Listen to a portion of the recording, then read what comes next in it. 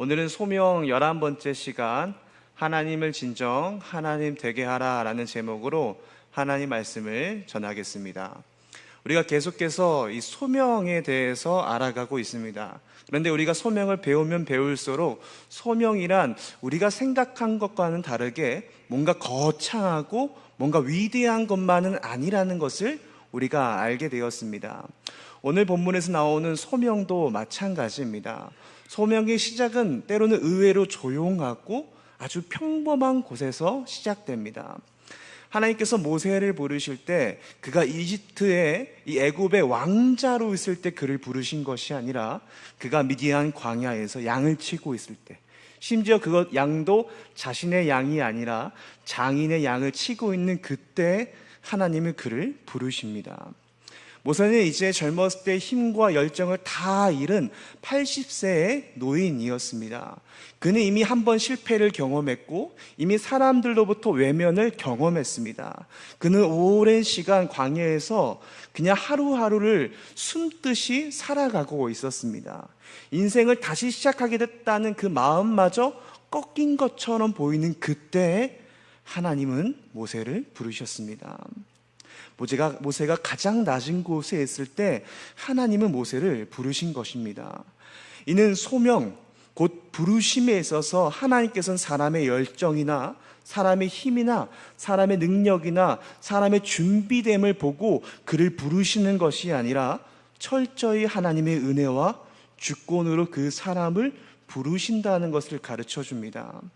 이때 하나님은 모세의 이름을 2번 부르시죠. 모세야, 모세야.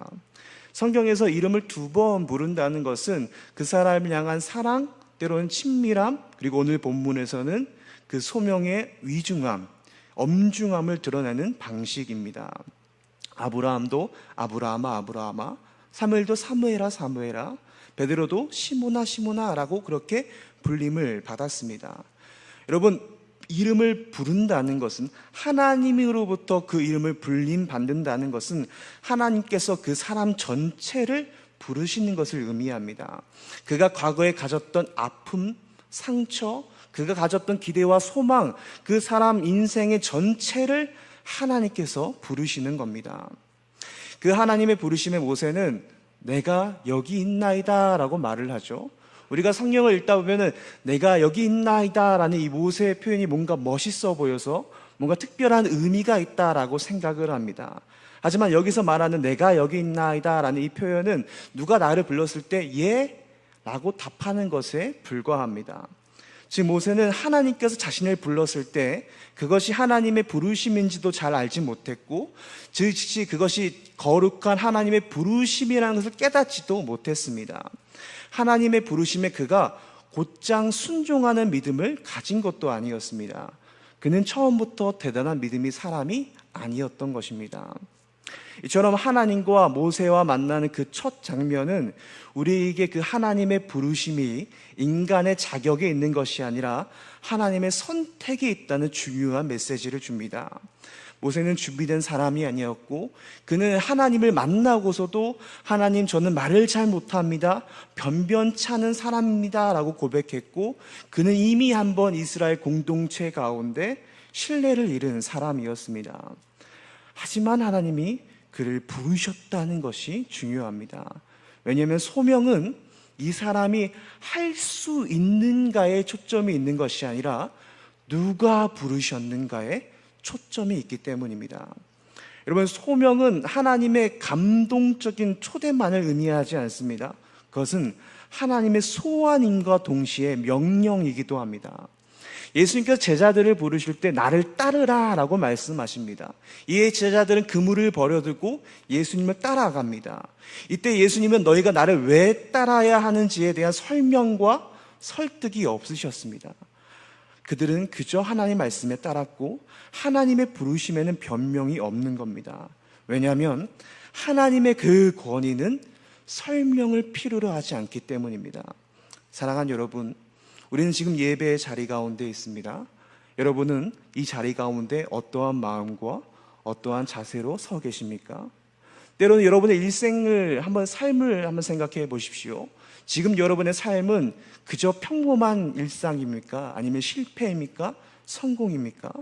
그 자리가 어떠한 자리이든 우리가 있는 그 자리는 하나님이 부르시는 자리가 될 수 있습니다. 하나님은 지금도 말씀으로 우리를 부르고 계십니다. 뭔가 화려한 기적으로 우리를 부르시는 것이 아니라 일상의 사건과 또 말씀과 사람을 통하여, 상황을 통하여 우리 가운데 조용히 말씀하십니다. 우리 일상 속에서 하나님은 우리들의 이름을 부르시는 것이죠. 정철아, 정철아, 바로 너야 너 라고 말이죠. 이러한 하나님의 부르심에 합당한 반응은 마땅히 순종입니다.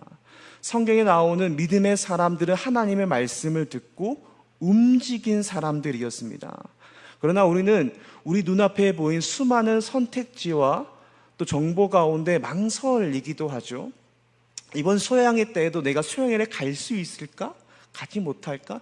내가 과연 시간을 낼 수 있을까라고 고민했던 우리의 모습들이 있습니다. 그러나 성경은 그 하나님의 부르심 가운데 그것을 생각해보고 검토한 사람들을 기록하지 않습니다. 그 하나님의 부르심에 응답하고 순종한 사람들을 성경책에 기록하셨습니다. 사랑하는 여러분, 하나님은 지금도 우리를 부르고 계십니다. 그리고 그 가운데 오늘 한 가지 질문을 우리 가운데 던지십니다. 오늘 설교 제목입니다. 너는 진정 나를 하나님 되게 할 것이냐? 너는 진짜 나를 하나님 되게 하며 살아갈 것인가? 그 질문을 우리 가운데 던지고 계십니다. 우리가 그 질문 앞에 설 때 우리는 소명의 시작점에 서는 것입니다. 소명은 하나님의 일을 하는 것이 아니라 하나님 앞에 먼저 서는 것을 의미합니다. 그런데 오늘 본문을 보시면 모세가 하나님의 부르심에 내가 여기 있습니다 라고 말을 했는데 하나님은 그 모세 가운데 예상밖의 말씀을 하십니다. 5절 전반부에 이렇게 말씀하십니다. 이리로 가까이 오지 말라. 하나님께서 모세를 부르셨습니다. 모세야 모세야. 모세는 제가 여기 있습니다 라고 말을 했는데 갑자기 오지마, 스탑, 가만히 있어 라고 말씀하시죠. 이처럼 하나님의 부르심의 첫 요청은 때로 우리 가운데 즉각적인 움직임이 아니라 멈춤이기도 합니다. 왜냐하면 하나님께서는 모세가 지금 네가 어디에 서 있는지, 누구 앞에 서 있는지를 알고 그가 알기를 원하셨기 때문입니다. 분명 지금 모세가 밟고 있는 그 땅은 광야였습니다. 아무것도 없는 땅, 때로는 그가 일상을 보냈던 너무나 지루한 그 땅이었습니다. 그러나 하나님이 그곳에 임하는 순간 그 땅은 거룩한 땅이 되었고 모세는 그곳에서 신발을 벗어야 했습니다. 이것이 소명의 본질입니다. 내가 무엇인가를 하는 것 이전, 사명 이전에 하나님 앞에 서는 것이죠. 하나님은 우리가 무엇을 하느냐보다는 먼저 누구 앞에 서 있느냐를 보십니다. 하나님께서 우리를 부르실 때 우리를 쓰기 위하여 부르신 것이 아니라 하나님의 그 건의 앞에, 하나님의 그 명령 앞에 순종하는 사람을 만들기 위하여 우리를 부르신 것입니다. 그러므로 소명은 하나님이 어떤 분이신지에 대한 인식의 전환을 우리 가운데 요구합니다. 곧 우리의 삶 속에서 하나님을 진정 하나님 되게 하고 있는가라는 질문 앞에 설 수 있어야 하는 것이죠. 이 질문은 예배만을 의미하는 것이 아니라 우리의 삶 전체를 의미하는 겁니다. 하나님을 하나님 되게 한다라는 것은 우리가 그냥 믿고 끝나는 것이 아니라 나의 판단과 나의 기준과 그 모든 것들을 내려놓고 하나님을 내 삶의 주인으로 모시는 겁니다. 하나님의 그 명령 앞에 나의 재정과 나의 시간과 나의 관계와 나의 감정과 나의 미래를 다 하나님 앞에 내어 드릴 수 있어야 하는 것이죠. 이 하나님을 진정 하나님 되게 하라라고 한 이 말을 한 장본인은 마틴 루터입니다. 이 루터가 자신의 책에 쓴 그 내용들을 철회하라는 이 보름스 회의에서 이 황제 앞에 이러한 말을 했습니다. 내가 여기 서 있나이다. 하나님 나를 도우소서. 아멘. 루터의 이 말은 지금 내가 황제 앞에 서 있는 것이 아니라 나는 지금 하나님 앞에 서 있습니다. 하나님의 말씀 앞에 서 있습니다라는 그의 신앙 고백이었습니다. 지금 그의 눈앞에 보이는 것은 황제라는 지금 그 땅 가운데 가장 강력한 권위를 가진 존재였으나 그가 그 앞에 서 있는 것은 하나님 말씀을 경외함으로 그가 서 있는 것입니다. 이것이 진짜 신앙인의 태도입니다. 하나님을 진정 하나님 되게 하는 자는 세상 앞에, 세상의 권력 앞에 두려워하지 않습니다. 왜냐하면 그는 하나님을 경외하는 자이기 때문입니다. 사랑하는 여러분, 오늘 우리는 겉으로는 우리가 신앙생활을 한다라고 말을 하지만 실제 우리의 삶을 한번 되돌아보십시오. 내 삶에서 진정 그 하나님의 권위가 내 삶을 움직이고 있는지, 내 삶을 작동시키고 있는지 생각해 보십시오. 예배는 드리지만 때론 나의 시간과 나의 돈과 나의 모든 것이 여전히 내 손에 있는 경우가 참 많이 있습니다. 여러분, 하나님을 하나님 되게 하려면 우리 중심의 신앙에서 벗어나 하나님 중심의 신앙으로 돌아가야 합니다. 하나님은 오늘 지금도 우리 가운데 묻고 계십니다.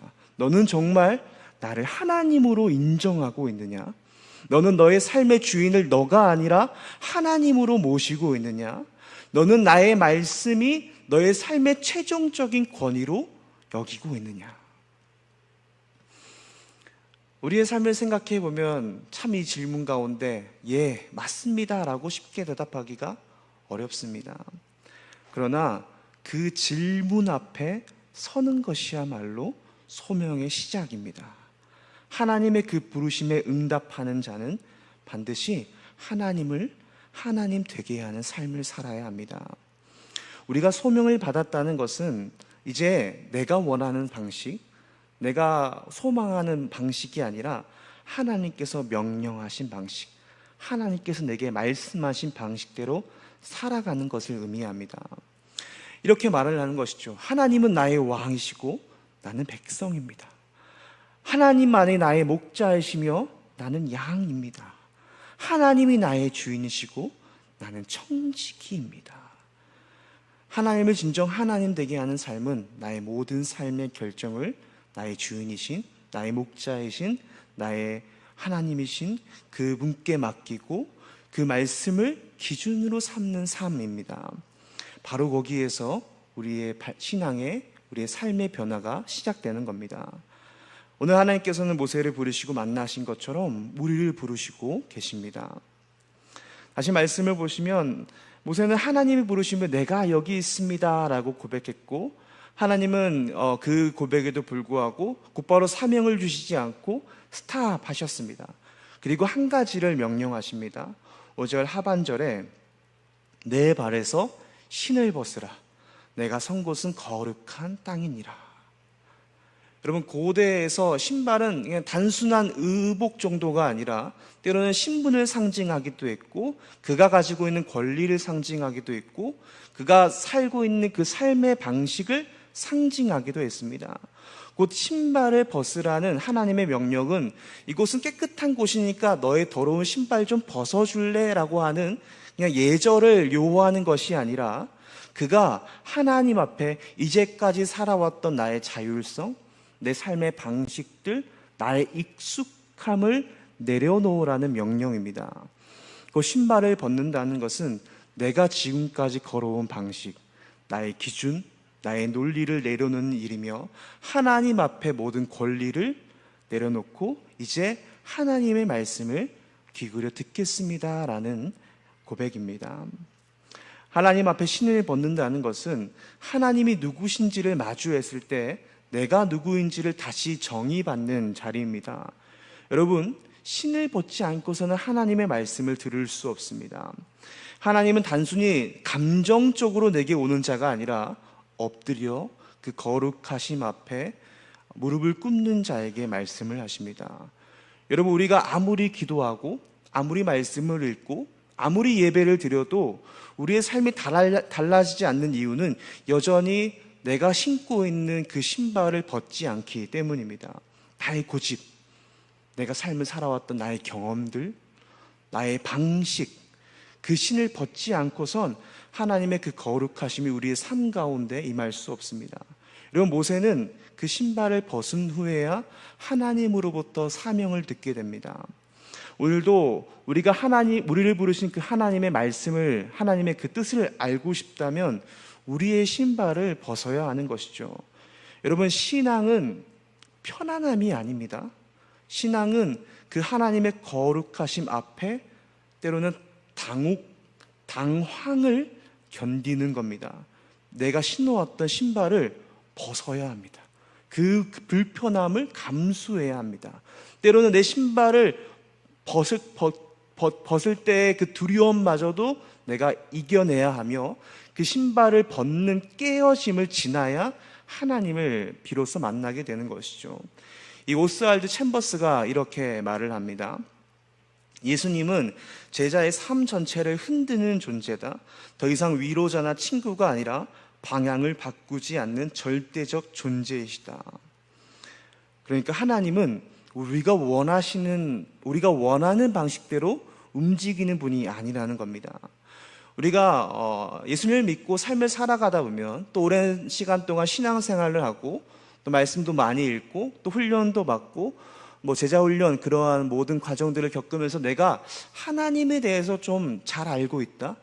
내가 이 정도면 예수님에 대해서는 어느 정도 알고 있는 사람이다라고 생각할 때가 있습니다. 그런데 하나님은 어느샌가 우리가 알지 못하고 우리가 상상하지 못한 모습으로 우리 가운데 찾아오실 때가 있습니다. 그래서 하나님을 진짜 만난 사람은 이 챔버스의 말로는 당황의 훈련을 겪게 됩니다. 내가 상상한 하나님과 다른 하나님을 만나게 되는 거죠. 하나님께서 나를 위로하시기보다는 하나님의 그 뜻을 이루기 위하여 나를 흔들고 나를 깨트리고 나를 다시 빚으시는 것을 경험하게 되는 겁니다. 여러분, 모세는 신을 벗고 하나님의 말씀을 들은 후 애굽으로 돌아가 백성을 구원하는 사명을 받습니다.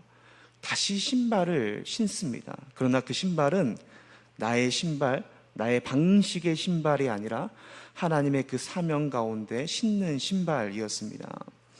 하나님 앞에 신발을 벗은 자만이 다시 신발을 신을 수 있습니다. 하나님은 하나님 앞에 신을 벗고 그 거룩하심 앞에 엎드릴 자를 찾고 계십니다. 이 자야말로 참된 소명자인 것이죠. 이제 말씀을 마무리하겠습니다. 모세는 신을 벗고 하나님의 거룩하심 앞에 엎드립니다. 그리고 그 불꽃 가운데서 하나님께서 하시는 말씀을 듣습니다. 10절에 이렇게 말씀하십니다. 이제 내가 너를 바로에게 보내어 너에게 내 백성 이스라엘 자손을 애굽에서 인도하여 내게 하리라. 맨 처음에 하나님의 부르심, 모세에게 임한 그 부르심은 때로는 멈춤으로 시작했지만 멈춤으로 끝나지 않았습니다. 신을 벗고 엎드린 자에게 하나님 다시 신을 신기시고 그를 세상 가운데 보내십니다. 여러분, 우리도 마찬가지입니다. 우리가 예배 가운데 나왔다면 우리는 나의 그 삶의 방식의 신발을 벗고 하나님 앞에 선 것이라고 말할 수 있습니다. 우리가 지금 하나님 앞에 섰다면 이제는 다시 하나님의 주신 그 말씀의 신발을 신고 현장 가운데, 세상 가운데 나아가야 합니다. 여러분, 우리는 이제 우리 스스로에게 질문을 해야 합니다. 내가 하나님 앞에 신발을 벗고 내가 하나님의 말씀으로, 하나님의 그 거룩하심으로 내가 신발을 신었다면 이제 내가 어디로 가야 하는가? 하나님은 우리 가운데 소명을 주시고 사명을 주시고 이제 가라라고 말씀하십니다. 그곳은 이제까지 내가 도망쳐왔던 문제이기도 하고 때로는 내가 미뤄왔던 사명일 수도 있고 내가 외면했던 어떠한 사람, 내가 외면했던 어떠한 공동체일 수도 있습니다. 그리고 이곳은 다음 주에 있을 종교인 수양회일 수도 있습니다. 하나님은 우리를 부르시고 분명히 부르심과 동시에 우리를 보내십니다. 그곳이 이제 우리가 가야 할 애굽이 되는 것이죠. 여러분, 소명, 우리가 소명받았다라는 것은 감정의 문제가 아닙니다. 이것은 삶의 순종을 의미합니다. 곧 내가 하나님의 말씀을 듣고 아무리 마음이 감동되었다 하더라도 내가 한 발자국도 움직이지 않는다면 그것은 소명이 아닙니다. 오늘 말씀의 메시지는 명확합니다. 하나님을 진정 하나님 되게 하라. 이것은 예배 때만이 아니라 나의 삶, 나의 모든 것을 다하여서 이루어내야 하는 것입니다. 곧 나의 결정의 순간에 나의 뜻이 아니라 하나님의 뜻을 묻는 것이고, 내가 사람의 시선이 아니라 하나님의 말씀에 더 귀를 기울이는 것이고, 나의 편의보다 하나님의 말씀에 순종하는 것입니다. 역사 속에 하나님의 사람들은 다 똑같은 자리에 섰습니다. 하나님 앞에 섰고 또 세상 가운데 섰습니다. 그리고 그들은 하나님 앞에 다 이렇게 고백했습니다. 하나님, 하나님의 뜻대로 하시옵소서. 주의 말씀대로 내가 하겠습니다. 그들은 진정 하나님을 하나님 되게 했고, 그들의 삶을 통하여 하나님은 드러내셨습니다. 사랑하는 여러분, 지금 여러분은 어느 위치에 계십니까? 하나님을 부르심을 받은 그 첫 시작에 계십니까? 그 하나님의 거룩하심 앞에 나의 더러운 신발을 벗은 그 순간 가운데 계십니까? 아니면 내가 이제 다시 하나님의 신발을 신고 세상 가운데 나아가는 그 위치에 계십니까? 하나님은 절대 부르심 가운데 멈추게만, 머물게만 하지 않으십니다. 하나님은 언제나 우리를 부르시고 만나시고 보내십니다. 신을 벗고 엎드렸던 그 자리에서 다시 일어나십시오. 하나님의 그 말씀을 품고 하나님을 진정 하나님으로 되게 하는 사람으로 삶을 살아내십시오. 말뿐이 아니라 나의 삶을 통하여서, 나의 감정만이 아니라 실제적인 헌신을 통하여서, 순간만이 아니라 나의 모든 전생애를 통하여서 그렇게 나아가시는 의중학교의 모든 성도 여러분 되시길 간절히 소망합니다.